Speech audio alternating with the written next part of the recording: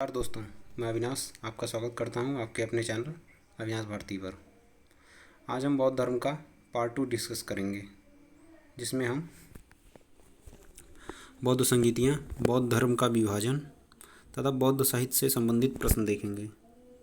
तो चलिए शुरू करते हैं प्रश्न नंबर 1 से। किस बौद्ध संगीति का आयोजन ईस्वी सन में हुआ था? चतुर्थ बौद्ध संगीति। प्रथम 3 बौद्ध संगीतियाँ ईसा पूर्व में हुई थी, जबकि चतुर्थ बौद्ध संगीत ईस्वी में हुई थी, ईस्वी सन में। अगला क्वेश्चन देखते हैं। किस बौद्ध संगीत का आयोजन बिहार राज्य के बाहर हुआ था? चतुर्थ बौद्ध संगीति। चतुर्थ बौद्ध संगीत कुंडलवन कश्मीर में हुई थी, जबकि प्रथम 3 बौद्ध संगीतियाँ बिहार राज्य में हुई थी। अगला क्वेश्चन। किस बौद्ध संगीत का आयोजन शिशुनाग वंश के शासनकाल में हुआ था? द्वितीय बौद्ध संगीति। द्वितीय बौद्ध संगीत शिशुनाग वंश के शासक कालाशोक के शासनकाल में हुआ था, जो कि शिशुनाग वंश के संस्थापक शिशुनाग का पुत्र था। अगला क्वेश्चन। मोगलीपुत्र तिस किस बौद्ध संगीति के अध्यक्ष थे? तो तीसरी बौद्ध संगीति, जो कि अशोक के शासनकाल में पाटलिपुत्र में हुई थी। इसके अध्यक्ष मोगलीपुत्र तिस थे। अगला क्वेश्चन देखते हैं हम लोग। महासांघिक एवं थेरवाद के बीच विभाजन की रेखा किस सभा के दौरान खींची गई थी? दूसरी बौद्ध सभा के दौरान महासांघिक एवं थेरवाद के रूप में बौद्ध धर्म का प्रथम विभाजन हुआ था, जो कि उतना सफल नहीं हुआ जितना हीनयान और महायान के रूप में बौद्ध धर्म का विभाजन चौथी बौद्ध सभा के दौरान हुआ था। अगला क्वेश्चन।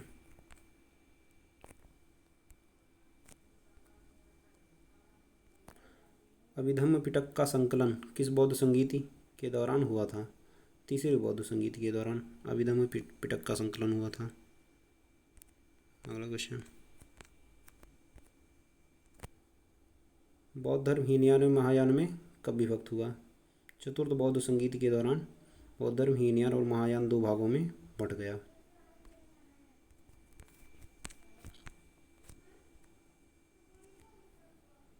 बुद्ध की अधिकांश मूर्तियों का निर्माण किस शैली के अंतर्गत किया गया था? गांधार कला या फिर गांधार शैली। बुद्ध की अधिकांश मूर्तियों का निर्माण गांधार शैली के अंतर्गत किया गया था। अगला क्वेश्चन देखते हैं। बौद्ध धर्म की कौन सी शाखा रूढ़िवादी है? तो इसका राइट आंसर है हीनयान। हीनयान जो है ये पुराने विचारों को मानने वाले लोग हैं, अर्थात ये लोग रूढ़िवादी विचारधारा के हैं, जबकि हीनयान जो है बौद्ध धर्म में नए विचारों को सम्मिलित करने के पक्षधर हैं। तो हीनयान जो हैं वो नए विचारधारा के हैं। बौद्ध धर्म रूढ़िवादी, बौद्ध धर्म हीनयानी रूढ़िवादी शाखा के हैं। अगला क्वेश्चन। बुद्ध को देवता अवतार किस शाखा में माना गया?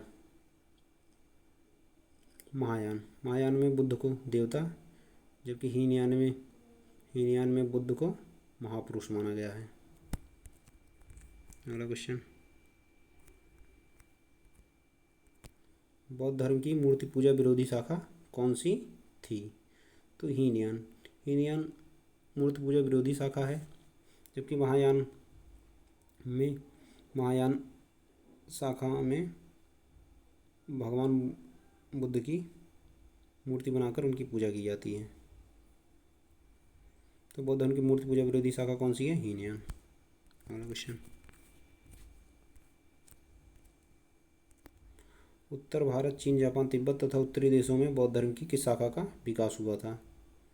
तो इसका राइट आंसर है महायान।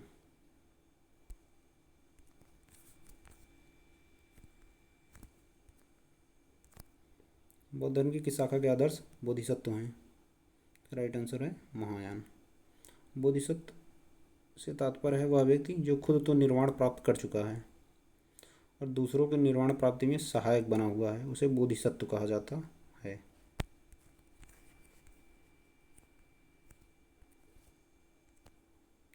बौद्ध धर्म की वज्रयान शाखा का विकास किस वंश के शासनकाल के दौरान हुआ था?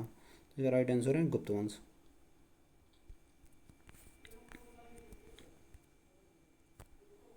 बौद्ध धर्म की कौन सी शाखा तंत्र मंत्र जादू टोना आडंबर से परिपूर्ण थी? तो इसका राइट आंसर है वज्रयान। वज्रयान शाखा तंत्र मंत्र जादू टोना आडंबर से परिपूर्ण थी।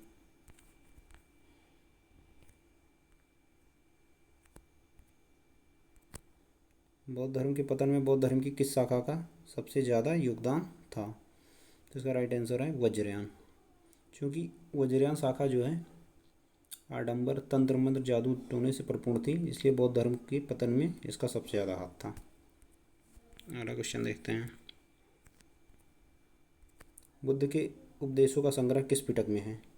तो इसका राइट आंसर है सुत्त पिटक। अगला क्वेश्चन, बुद्ध के दार्शनिक विचारों का संग्रह किस ग्रंथ में है? तो इसका राइट आंसर है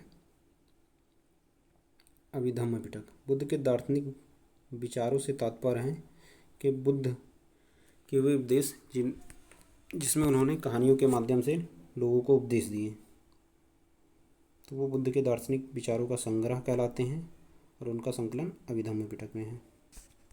अगला क्वेश्चन देखते हैं हम लोग। बौद्धों का रामायण किस ग्रंथ को कहा जाता है? बौद्धों का रामायण बुद्धचरित को कहा जाता है, जिसकी रचना अश्वघोष ने की थी। अगला क्वेश्चन देखते हैं हम लोग।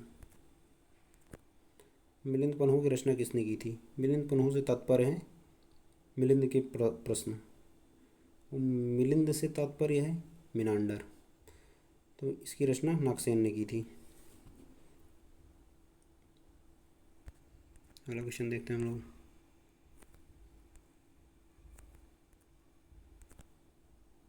एशिया का प्रकाश पुंज लाइट ऑफ एशिया की रचना किसने की थी? इसका राइट आंसर है एडविन अर्नोल्ड।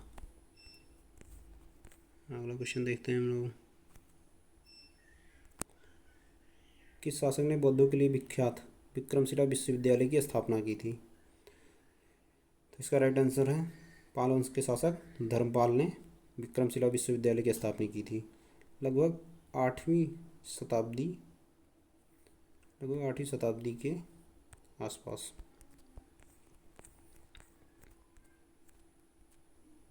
अगला क्वेश्चन देखते हैं हम लोग। प्राचीन विश्वविख्यात नालंदा विश्वविद्यालय किस धर्म की शिक्षा का प्रमुख केंद्र था? तो इसका राइट आंसर है बौद्ध धर्म।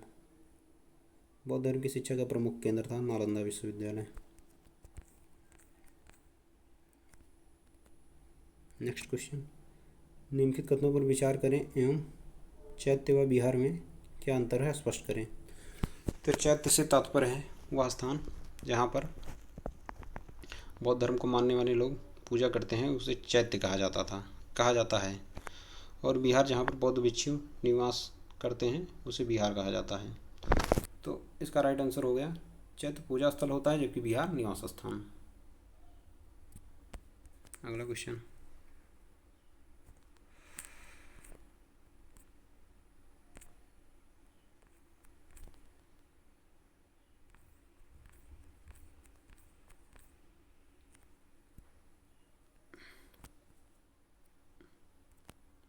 स्तूप निम्न में से किससे संबंधित है?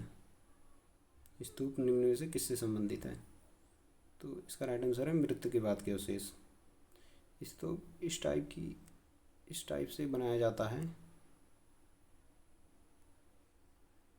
जहाँ पर बुद्ध या फिर बुद्ध के अनुयायी जो हैं उनकी मृत्यु के बाद के अवशेषों को सुरक्षित रखा जाता है, तो इसे स्तूप कहा जाता है। स्तूप निम्न में से किससे संबंधित है? मृत्यु के बाद के अवशेषों से। तो दोस्तों सभी क्वेश्चन पूरे हुए। आप लोगों के लिए एक क्वेश्चन है जिसका आंसर आप लोग मुझे कमेंट बॉक्स में बताएंगे। उदंतपुरी महाविहार की स्थापना किसने की थी? इसका आंसर आप लोग मुझे कमेंट बॉक्स में बताएंगे। वीडियो आपको कैसी लगी? अगर वीडियो आपको अच्छी लगी हो तो आप लोग वीडियो को लाइक कर दें और मेरे चैनल अविनाश भारती को सब्सक्राइब कर लें। Thanks for watching. धन्यवाद।